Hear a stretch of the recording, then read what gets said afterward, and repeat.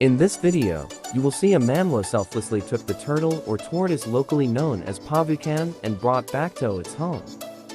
The said turtle might have caught by local fishermen driven by their self-interest. Thanks to this stranger, the poor turtle was saved.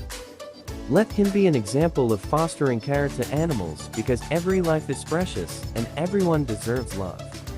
May this quote be remembered: until one has loved an animal, a part of one's soul remains unawakened. By Anatole France. Kindness is the ability to know what the right thing to do, and is having the courage to do it.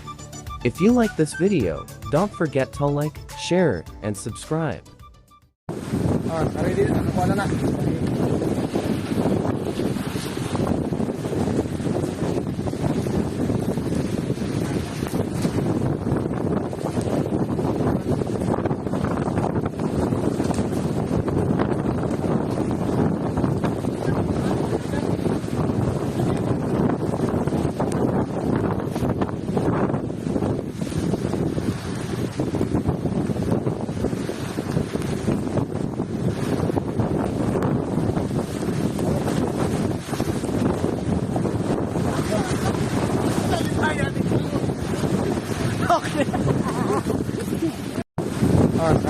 Wala na.